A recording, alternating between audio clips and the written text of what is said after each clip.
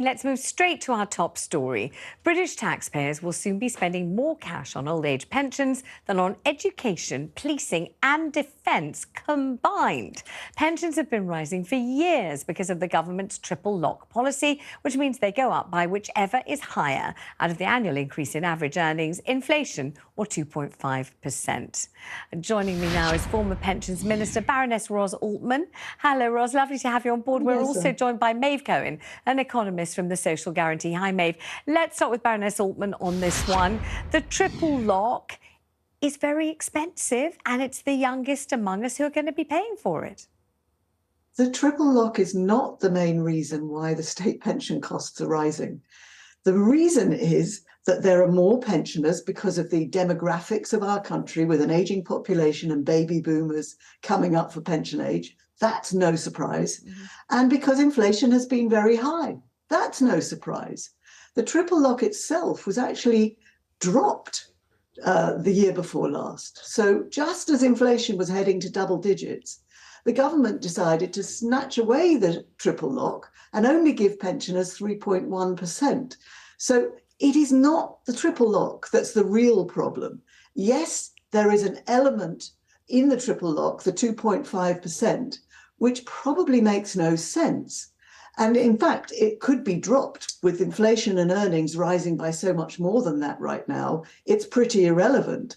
But it is really vital to protect pensioners, millions of whom have nothing else but the state pension. And even the full new state pension is only around £10,000 a year. The old basic pension, which is triple locked, is little over £8,000 a year. How many younger people would be able to live on that? Absolutely. I mean, you're quite right. And far be it from me, I really hate the thought of fostering or nurturing this kind of young versus old or younger versus elderly battle. I think it's false. I don't think it helps anybody. I think it's, I just not keen to kind of indulge or engage in that kind of discussion. However, it's almost impossible to avoid asking you about the very young and the young funding the old, many of whom they will see as privileged because they will say that they lived in an era when, you know, the idea of owning your own home wasn't just a notion or a fantasy. And we've been hearing all day in the papers and in the media today about the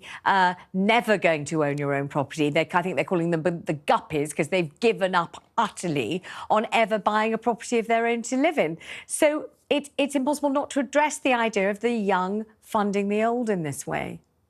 Okay, so first of all, it is very important to say that that is how the social construct works. That is how any welfare state works.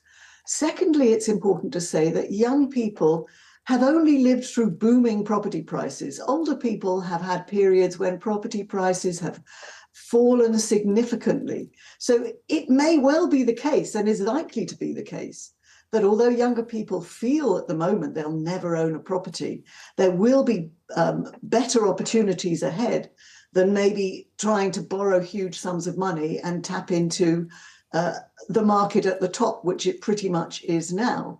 But even having said all that, there are much, much better ways of controlling the costs of state pension than the current suggestions, which is, oh, just keep jacking up the age because average life expectancy is rising, or why don't you cut the state pension? We pay about the lowest state pension in the developed world. The UK is notorious for having a very mean, low level of state pension. We're one of the richest countries. To say that we can't afford a very low state pension is simply not true. There's been a problem with not planning long term, and there's been also a problem because inflation has taken off when people had not expected it. But the idea that we should plunge more pensioners into poverty in case the young people resent paying, as our system has always done, seems to me to miss important elements of the debate, which are we assessing the eligibility for state pensions in the right way? You only need 35 years of a national insurance record to get the full pension. You could cut costs by actually saying, well, 35 years is nowhere near a full working life. If you require 45 years, but you've only got 35, you'll get 3/4 of it. That would save money. We could also ensure that pensioners' freebies, the universal add-ons like winter fuel payments, aren't tax-free anymore. We could recoup money from tax by rolling those into a better state pension. That would be a fairer and more socially equitable way of controlling the costs than keeping on saying, oh, young people shouldn't have to pay a very basic minimum pension. You know, the EU countries typically pay far more than we do. Are we trying to say that post-Brexit Britain suddenly can't afford to pay just a fraction of what our EU neighbours do? I don't think so. Let's bring Maeve Cohen into this debate. Maeve, good to have you on the programme.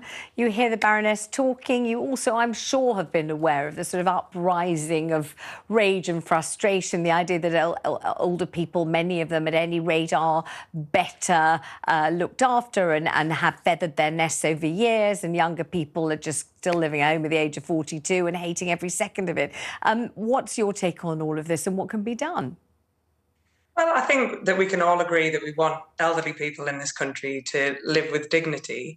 But I think the other side of this coin, if you like, is the thing about public services. So we all need access to essential public services like the NHS, like a good public transport system, like a good education system. And what we really need to be doing is investing in these things so that people can access life's essentials. So income is part of that, but also in-kind services in the form of healthcare systems and education systems is another side of that. Now, when we look, and Ros Altmann described other countries, when we look at other countries, we have a serious lack of investment in the UK. And so any business owner would tell you that if you want to have a booming business, you need to invest in productive capacity, okay? Because we know that you will get that money back and then you will get a return on that investment, right? And that's how you build a strong business. And it is the same for an economy. We need to be investing in the things that are going to make our workforce productive. And that's things like good healthcare, good education, good housing systems, good transport systems. So we need to invest in these things so that we have a productive population, so we can have a booming economy, recoup the tax receipts, and afford to pay good pensions. It's not an idea of we can only afford these things when the economy is booming. It's more of the point that we will never have a booming economy if we do not invest in these things now. But wouldn't the government, wouldn't anybody, any spokesperson for the government tell you that's exactly what we are doing? We're investing in all of those things, and we're investing enormous amounts of money in those things, in education, in health, in infrastructure. Even though we've just been told HS2 is probably unachievable, an enormous amount of money has been invested in it so far. Baroness Altmann, is that the way you see it? Let me just get feedback on what you've said, Maeve, and then you can say the rest of it.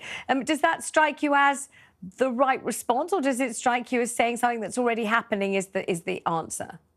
I guess with all respect, it slightly misses the point that I think one needs to bear in mind, which is that, you know, pensioners can never work more to earn more money in the future.